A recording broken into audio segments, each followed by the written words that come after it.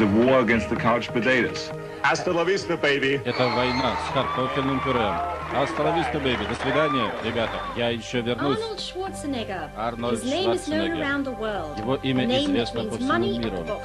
Его имя значит деньги и успех. Начиная с его первого фильма «Геркулес в Нью-Йорке», он поднимается на самый верх Голливуда. Все завидуют ему, все любят его.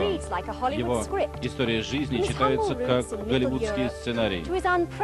Он выбрался из Европы, он стал символом современного успеха, символом американской мечты. Арнольд Шварценеггер представляет собой историю истинно американского успеха. В течение ближайшего часа мы покажем жизнь этой легенды, начиная с того, кем он был и кем он стал. Что сделал его таким, какой он есть сейчас? Как он смог выдержать мировую конкуренцию таких противников? Как он прорвался на голливудскую сцену? Вы услышите комментарии его товарищей по работе, его конкурентов, его тренеров, тех, кто ему помогал, и тех, кто недоволен его успехом. Наши комментарии заинтересуют всех. Арнольд Шварценеггер, успешный бизнесмен, великолепный киноактер, замечательный спортсмен. Его личная жизнь интересует всех, как одного из наиболее публичных политиков-героев. Это Арнольд Шварценеггер. Арнольд, у которого важны не только мышцы. Арнольд, не только мышцы. Анна Хармон, писатель-репортер. Я нахожусь в центре мировых развлечений в Голливуде, штат Калифорния, в Соединенных Штатах Америки. Именно здесь и является самым интересным местом, то место, где Арнольд Шварценеггер прорвался в своей карьере как голливудская звезда. Все это начиналось в Австрии, в 135 милях от Вены, в небольшом поселке. Именно там Арнольд Шварценеггер и жил, он и его семья. Как он стал таким, какой он есть теперь? Мы попробуем показать вам в течение ближайшего времени. Альфред Герштель, один из известных австрийских политиков. Он также отец одного из друзей Арнольда в детстве. Альфред Герштель. Никто никогда не полагал и не ждал, что Арнольд станет всемирной знаменитостью. Почему? Может быть, потому что обстоятельства, в которых он жил, не позволяли думать об этом. Я припоминаю, что в атлетическом спортивном обществе всегда молодые люди держались вместе. Именно там Арнольд и начинал свою жизнь. Для него это и была его жизнь.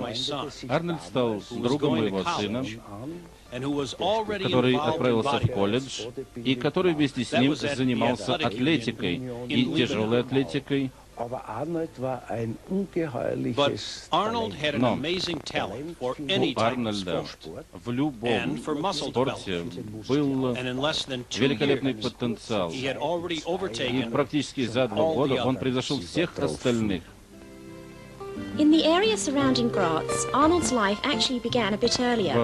В близлежащих местностях возле Градца, где родился Арнольд, ничего выдающегося не было. Его отец, Густав Шварценеггер, и его жена Аурелия жили спокойно в этом домике на 2-м этаже. Его отец был скромным начальником полиции. 13 июля 1947 года и родился здесь Арнольд Шварценеггер. К тому времени, когда он стал подростком, уже всем было ясно, что у него отменные способности в любой области, но главные свои способности он проявлял на атлетическом поприще. Но его «я» позволяло предполагать, что он станет суперзвездой. Хотя никто не знал, конечно, что он станет всемирно известной кинозвездой. Он работал, трудился в одном из супер спортзалов. Жизнь свела меня с ним в 60-х годах. Он пришел сюда и сказал: я хотел познакомиться с вами, я хочу тренироваться. И тогда, я помню, он сказал, что он хотел бы здесь обрести собственное место, потому что собирается тренироваться постоянно. Он сказал, что я хочу выглядеть как вы, как вон тот человек на плакате на стене. Его тренер вспоминает, что прежде всего он занимался бедрами и ногами, но через пару месяцев он уже выработал огромную систему упражнений, подчиняя все окружающее именно себе. В этом спортзале он ходил от одного к другому, от спортсмена к спортсмену, тренер к тренеру, спрашивая, что как. Карл Кайнрайт припоминает, как он работал в свои ранние годы вместе с ним. Карл Кайнрайт. В те самые дни бодибилдинг был не очень популярен среди официальных спортсменов, как бы отстоял на некотором расстоянии от них. Особенно такие ребята, как Арнольд, которые стремились стать лучшими в мире, не могли рассчитывать на то, что они добьются всемирного успеха. Но, тем не менее, у него, может быть, было тело 25-летнего человека, 30-летнего мужчины, когда ему было всего 17.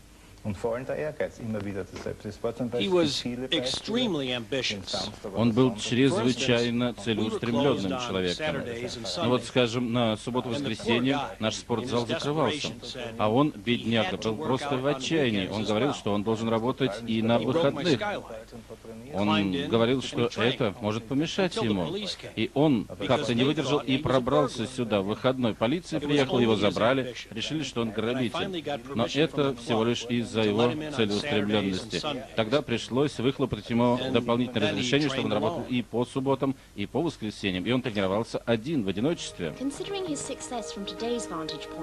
Принимая во внимание его успех в сегодняшние дни, совершенно невозможно понять, как из простого спортсмена, атлета, Арнольд стал столь замечательным человеком, не касаясь другой стороны его деятельности. Да, он тренировался сначала ежедневно, но потом он быстро установил собственный режим и тренировался всего лишь 3 раза в неделю в спортзале по общей программе. Но в то же время в своем доме он установил собственный спортзал.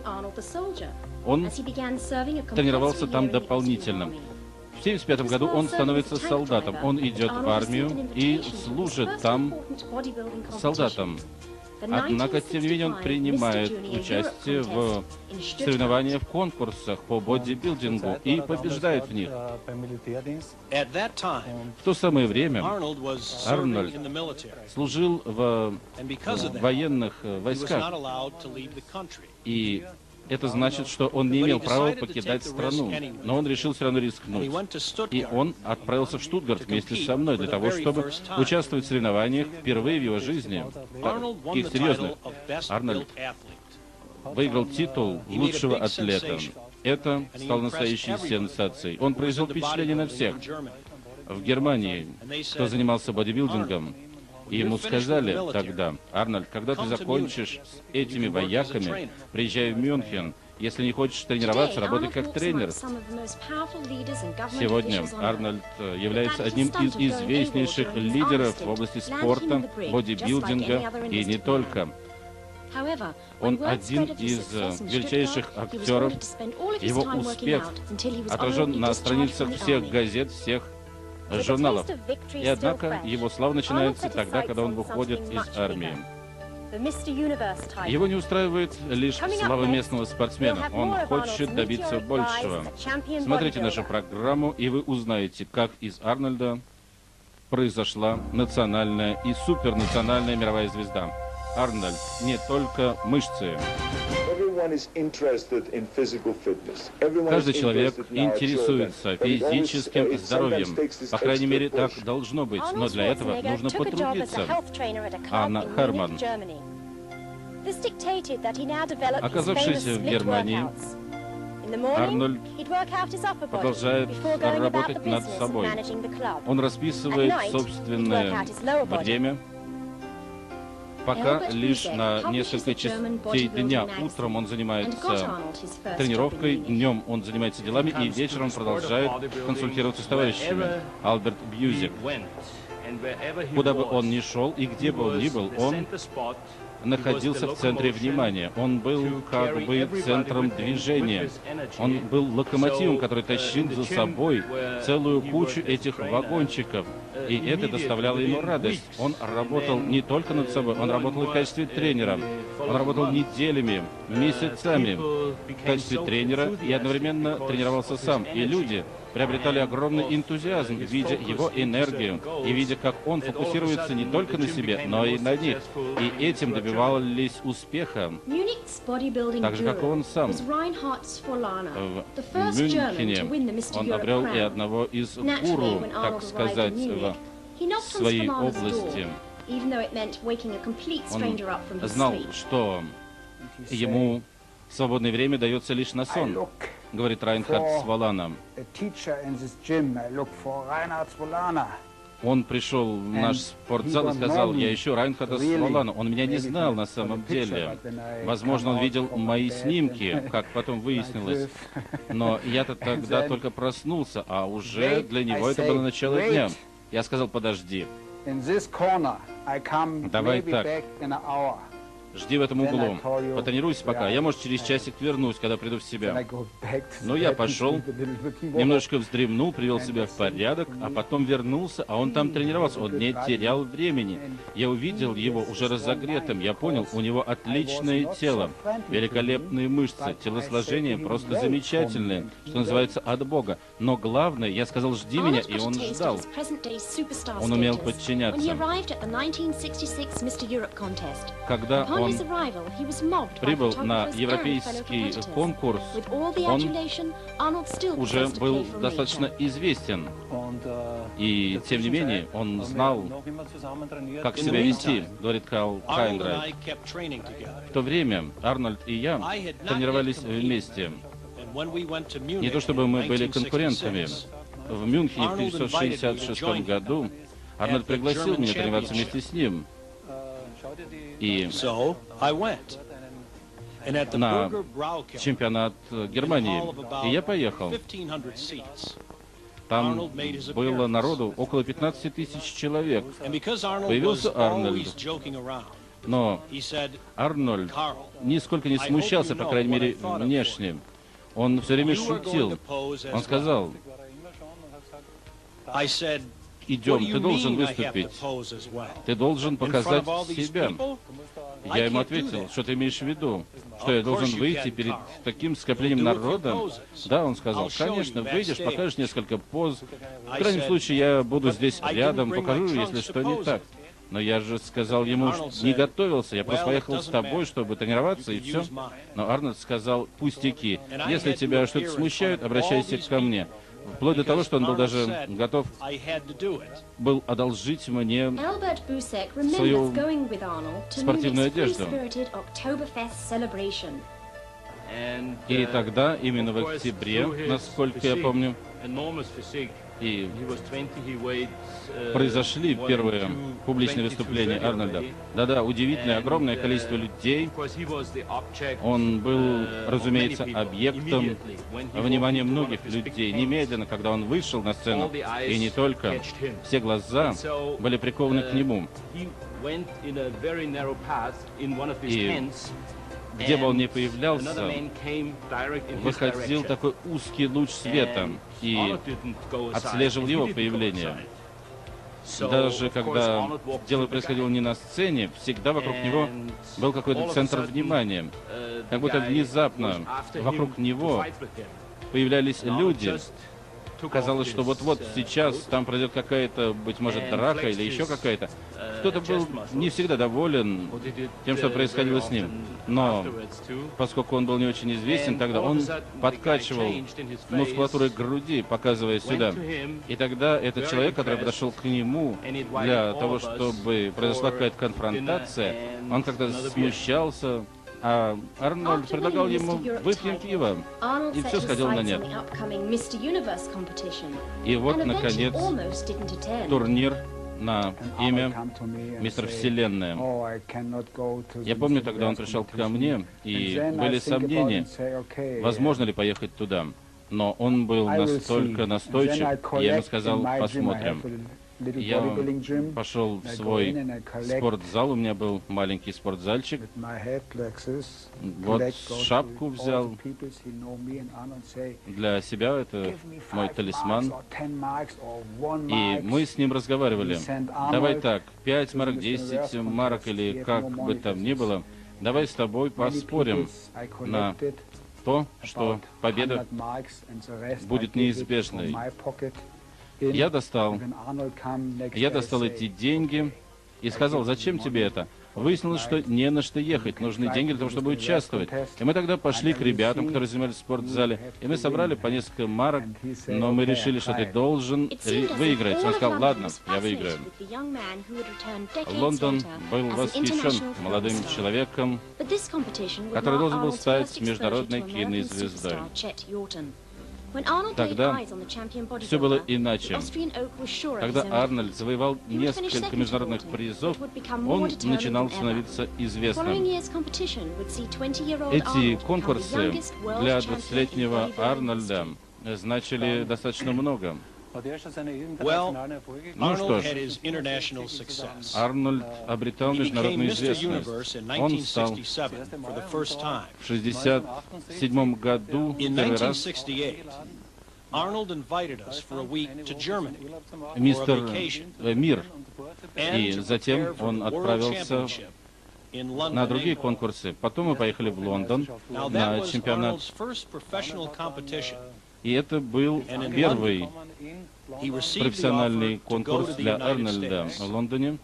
Он и решил тогда поехать в Соединенные Штаты, потому что в Соединенных Штатах был центр международного бодибилдинга, дом всех международных чемпионов. Тогда им и заинтересовался Джо Вейдер, президент Международной ассоциации бодибилдинга. И он в Южной Калифорнии отправляет его в известный ныне спортзал, говорит Винс Джеронда. Тогда его спонсором был Джо Вейдер, ныне президент Международной ассоциации бодибилдинга. Он порекомендовал мне его. Я не отнесся с большим энтузиазмом тогда, сразу, но вскоре увидел, что был неправ. Я предоставил ему все, что было необходимо. Он был такой германский замедленный тип человека, который целеустремленно шел, пусть даже маленькими шагами, к своей цели. После нескольких месяцев занятий в спортзале Джеронда Арнольд отправляется в Мекку бодибилдеров, золотой зал. Да, он был просто возбужден тем, что происходит. Действительно, для отдельного человека это просто настоящий прорыв в жизни, чрезвычайная удача. Очень интересно, как все продвигалось у него. Завоевав Европу, Шварценеггер начинает доминировать на американской сцене. В 70-м году он отправляется на конкурс и завоевывает «Мистер Вселенная», «Мистер Мир» и другие конкурсы. Курт Мернелл. Должен сказать, что в 60-х годах, когда мы начали, все было несколько трудно. Я вообще начал в 58-м году. Бодибилдинг тогда был как бы в загоне. Критики нас просто разделяли на части, но Арнольд пошел как бы против всего этого. Он пришел чуть позже нас. Мы как бы пробили маленькую брешь, которую он расширил и сделал из нее огромный вход. Люди стали говорить не то, что было иначе, а раньше они говорили, у бодибилдеров нет мозгов, у них только мышцы. Но у Арнольда было и то, и другое. Бодибилдинг становился популярным по всему миру. Даже несмотря на то, что он прорвался отсюда в Америку, он становился популярным и здесь тоже больше. Представьте себе, сначала я в Америке, у Америки научился тому, что такое на самом деле бодибилдинг. И потом Арнольд, научившись чему-то здесь у нас, возвращается назад в Америку и добивается там всего. Он просто исключительный человек. Я говорю это с огромным уважением к нему. В 70-х годах Арнольд Шварценеггер начинает доминировать в спорте бодибилдинга. Он выигрывает конкурс за конкурсом, турнир за турниром. Его называют идеалом этого вида спорта. Но далее он завоевывает и серебряный экран. Арнольд. Не только мышцы. Ну, обычно я пару шуточек отпускаю по этому поводу. Если хотите, я тоже могу пошутить. Такой вот спич, говорит Анна Харман. Сегодня Арнольд Шварценеггер является одним из серьезнейших, великолепнейших героев серебряного экрана. Он прорывается и в Голливуд. Он становится звездой Голливуда. В 1969 году Арнольд приезжает в Нью-Йорк-Сити для того, чтобы снять свой первый фильм, который назывался «Геркулес в Нью-Йорке». Побывав в Манхэттене, Арнольд сыграл роль полубога, который оказывается в современном городе. Об этом рассказывает Роберт Истон, один из создателей фильма «Геркулес в Нью-Йорке». Он был очень скован, когда появился у нас. Однако, несмотря на то, что он был австрийцем, очень хорошо подходил на роль Геркулеса, на роль, которую мы прописали в сценарии. Хотя мы пытались его немножечко пообтесать. Он, разумеется, имел опыт небольших съемок, начиная от какой-то рекламы там и съемок в журналах, но это была его полнометражная роль первой. Арнольд играет образ, который достаточно близок к нему. Он знакомится с режиссером Бруком Раффлсоном, который и готовит его на эту роль, а потом и снимает. Когда начинают работать камеры, Арнольд работает совершенно отлично от того, что было до него в этой области. Говорит Эрик Моррис, один из выдающихся постановщиков и специалистов по сценическому мастерству. Мне привели его тогда, как сейчас помню, Раффлсон, который сказал, что у меня есть парень, у которого великолепные данные, но его нужно натаскать. И я ему ответил: ладно, хорошо, я назначу время, ну там тра-ля-ля, мы будем всем заниматься. Но как я его узнаю, когда он придет? И наступила мертвая тишина. И потом Раффлсон сказал: хорошо, ты его узнаешь, когда он тебе придет. Он очень большой. Ты, главное, жди. И так все и началось. Арнольд был идеальным актером для этой роли. И Раффлсон сказал, что я уверен, все будет просто замечательно. Я сказал: хорошо, ладно. И я ждал его. Действительно, все было так и произошло. Я сказал: Раффлсон, действительно пришел здоровый человек, как говорится, что в плечах, что в высоту, одинаково широкий. Пришел и сказал: привет, я Арнольд. Я сказал: привет. Итак, его внешние данные были непосредственно связаны с его внутренними данными. Арнольд начинает прорываться не только в области спорта. Альфред Гершель вспоминает: Арнольд был человеком, который всегда задавал вопросы. Ему всегда нужны были какие-то объяснения. И он интересовался не только спортом, но и другими областями жизни, политикой, музыкой, литературой. Должен сказать, что он не просто интересовался спортом, это было присуще ему внутренне. Вот, например, я построил маленький спортзальчик для своего сына в доме. Но мой сын не мог в чем-то разобраться, в какой-то тонкости. Он звал Арнольда, который эти тонкости уже постигал самостоятельно. По поводу политики, можно сказать, что Арнольд всегда интересовался и разбирался. Арнольд был человеком многоуровневым. Что называется, в нем было огромное количество наслоений. Возможно, со стороны он выглядел просто огромным человеком, кучей мышц, но это не так. В нем были не только мышцы. У него отличные мозги. В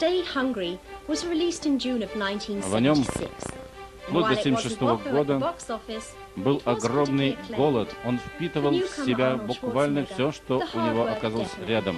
Он вкалывал в полном смысле этого слова. Очень немногие знают об этом, но он был одним из многообещающих новичков, когда начал сниматься. И его потенциал, его талант, то, что в нем видели, было несомненно. Всем было ясно, что в качестве актера он может добиться чрезвычайных результатов.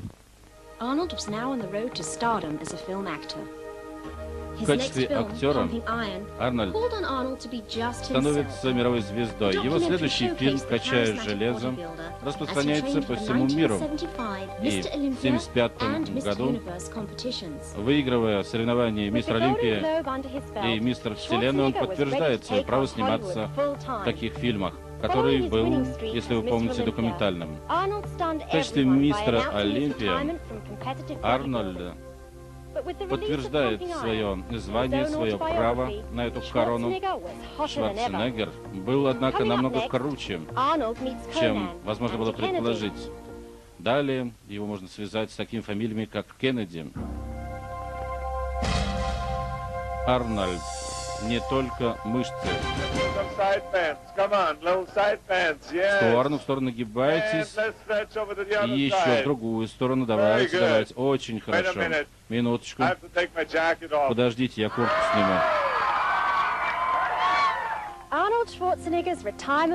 Говорит Анна Харман. Арнольд Шварценеггер уходит из спорта, по крайней мере из бодибилдинга, посвящая себя в карьере телезвезды и кинозвезды. Он начинает сниматься в телешоу, выступая в спортивных передачах и не только, и затем переходит к кино, говорит Эрик Моррис. Он продолжал заниматься у меня в школе сценического мастерства.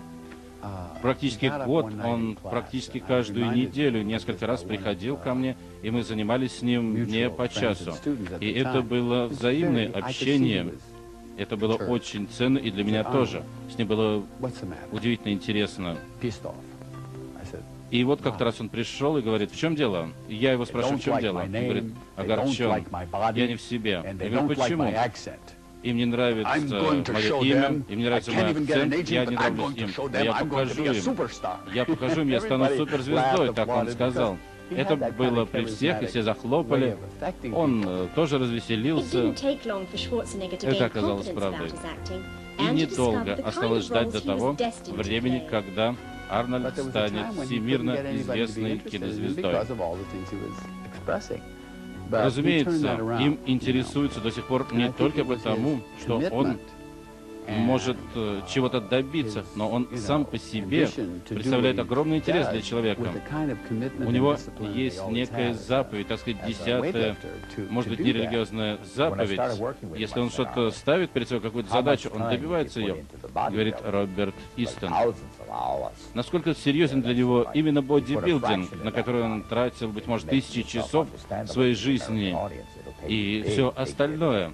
Это вопрос, который достоин еще того, чтобы его разрешить. Разумеется, Арнольд — великий человек. Его фильмы зарабатывают миллиарды долларов. Он суперзвезда. Он не просто международная звезда, он пользуется огромным авторитетом, ему практически поклоняются, но на него можно и положиться. Это касается личности Арнольда, и каждый, кто с ним знаком лично, знает это. Это присуще ему внутренне. Каждый может понять это буквально с первых минут общения с ним. Взаимопонимание. Вот, кажется, ключ к его успеху. Он продолжает свою карьеру, снимая фильмы «Конан Варвар». Австрийский паренек из небольшой деревушки добивается успеха сам. Не это ли воплощение американской мечты? И когда я его об этом спросил, он сказал: я, в смысле, да. Но никто не знает, что для этого нужно очень тяжело работать, вкалывать. И не только физически, но и морально над собой. Он работал, он вкалывал и развивался. Вкалывал и развивался. Это, что называется, жемчужина в заросшей раковине. Его победы на конкурсах, на соревнованиях «Мистер Олимпия», «Мистер Мир», «Мистер Вселенная». Кто знает, чего ему это стоило. Чего ему стоило добиться роли в фильме «Конан Варвар». Но его карьера в кино, карьера Арнольда Шварценеггера достигает своего пика в 80-х годах, включая такой фильм, как «Терминатор», «Киборг Терминатор». Он просто оказался любимцем публики. И критики, и киношники, все восхищаются этим фильмом. Большое спасибо. И я еще вернусь. Арнольд снимается в фильме «Терминатор», добиваясь удивительнейшего успеха. Но это еще не все. В 1986 году он снимается в фильме, и еще он женится на Марии Шрайвер, племяннице Кеннеди. Отныне его жизнь очень хорошо охраняется. Пресса просто рвется к нему. Далее, 2 июня в Голливуде в следующем году Арнольд снимается еще в фильме, и он добивается невероятнейшего успеха. В чем причина повышения его успеха на этот раз? В 1988 году он меняет свое амплуа в кино. Он снимается в комедии «Близнецы». Это серьезный поворот судьбы, начиная с 1984 года.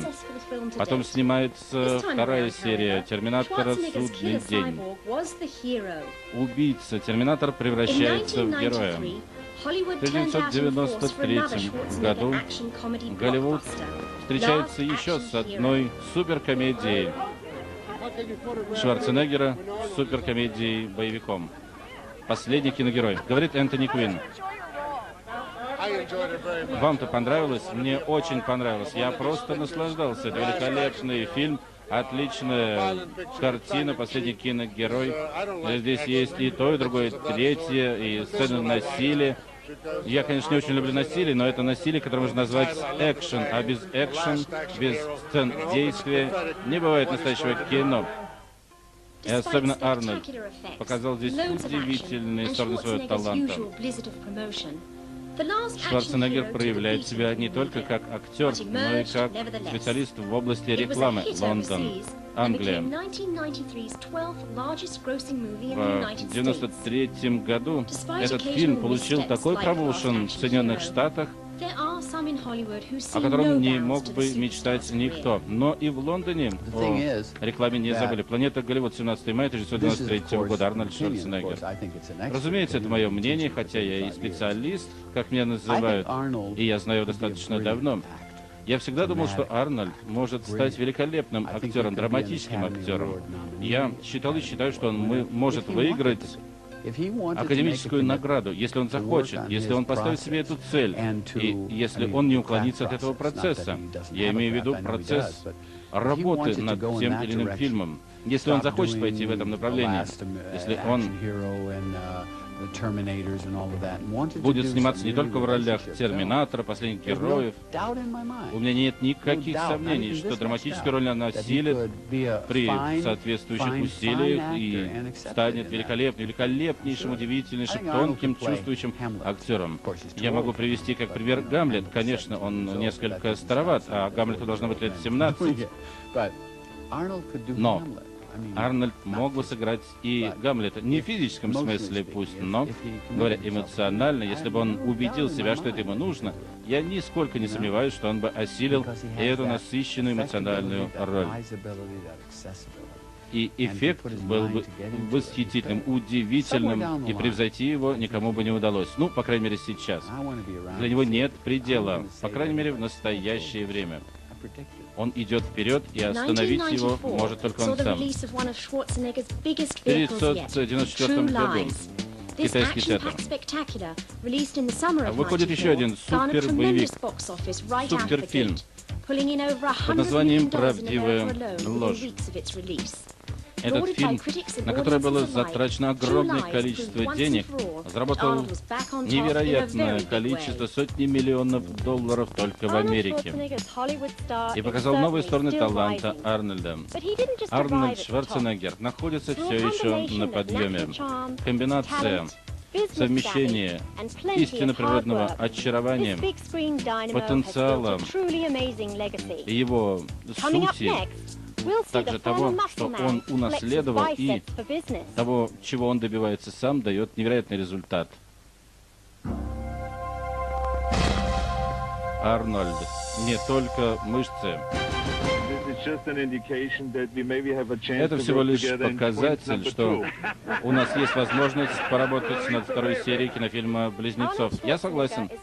Арнольд Шварценеггер, несомненно, является одним из величайших актеров мира. Но то, что он зарабатывает огромное количество денег, привлекает к нему еще больше человеческих взглядов. Он становится и политическим деятелем. Его последние проекты привлекают свое внимание. Фильмы, конечно, замечательные. Смотрите, «Последний киногерой». Не пожалеете. Как суперзвезда, он сам выходит на рынок и сам занимается промоушеном в своих фильмах. Это достаточно нормально, по крайней мере, для него. Он появляется на премьерах фильма и на других мероприятиях. Свежий человек, вот что нам нужно. А также, ребят, не забывайте, что я снимаюсь в кино тоже для радости. Шварценеггер создает не только великолепные киношедевры, он создает собственную империю, например, мировые спортзалы, 20 ресторанов, которым владеет вместе со своей женой, а также империю «Планета Голливуд».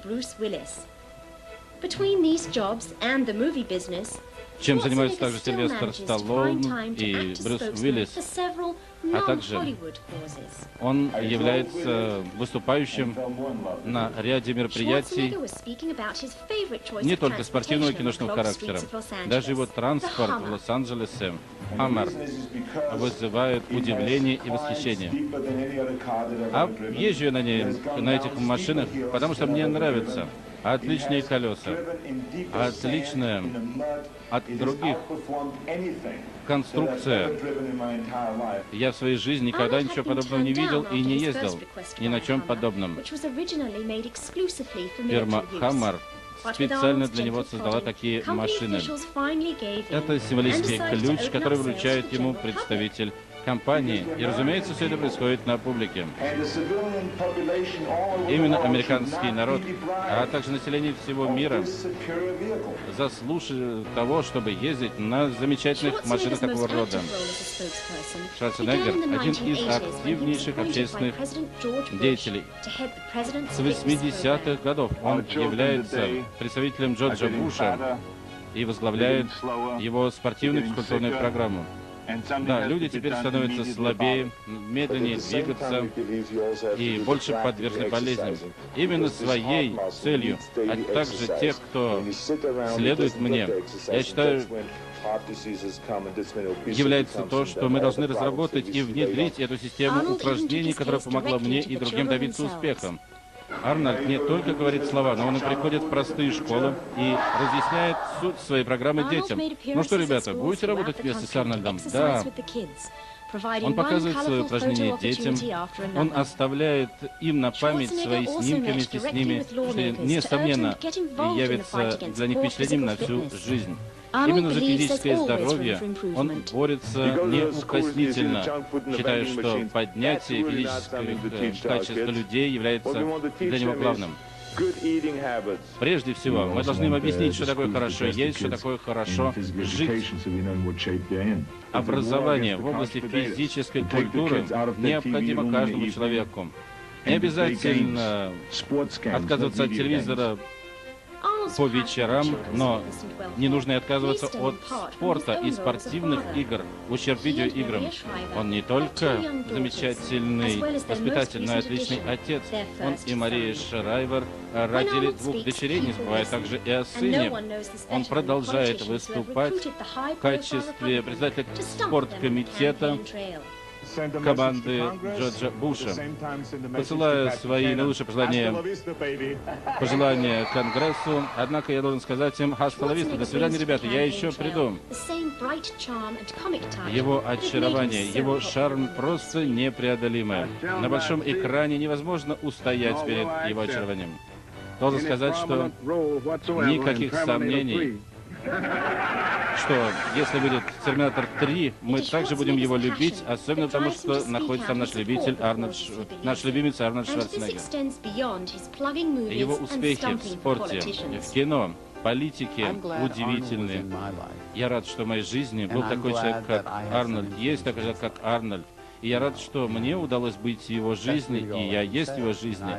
Дело в том, что он не забывает никого, кто был с ним даже знаком, а мне уже удалось с ним даже подружиться.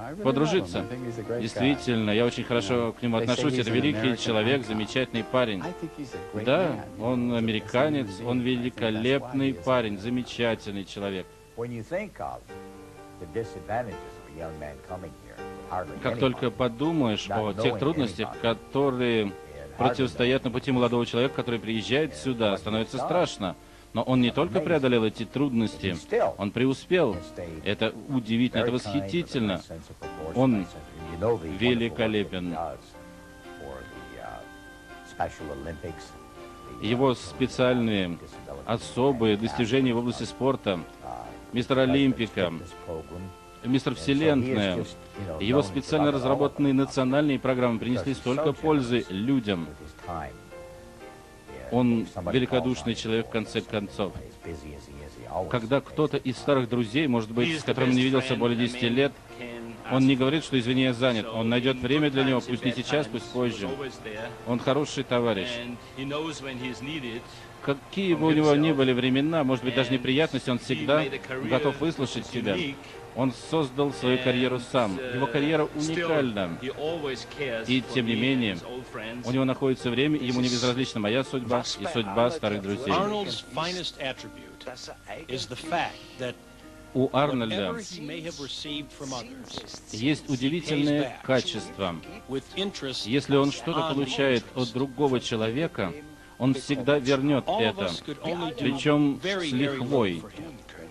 Даже если ты сделал для него какую-то малость в жизни, он этого не забывает. И это удивительнейшее и замечательнейшее качество. С гор Австрии до вершин успеха Голливуда и всего мира Арнольд Шварценеггер прошел дорогу, не пропустив ни одного шага. Преданный муж и отец, успешный бизнесмен и суперкинозвезда, Арнольд таков по своей природе. Он прошел круг за кругом, все круги ада Голливуда и остался легендарным человеком. И карьера его легендарна. Это удивительно, я волнуюсь каждый раз. Мне кажется, это замечательное время, и то, что мы в нем живем, должно нас радовать. Да, действительно, это замечательно и очень волнительно.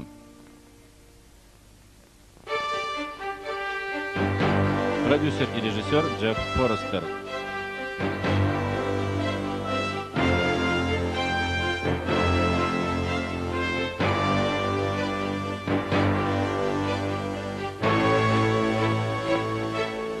Авторы сценария Анна Хармон, Айра Лоусон и другие. Композитор Крис Райф.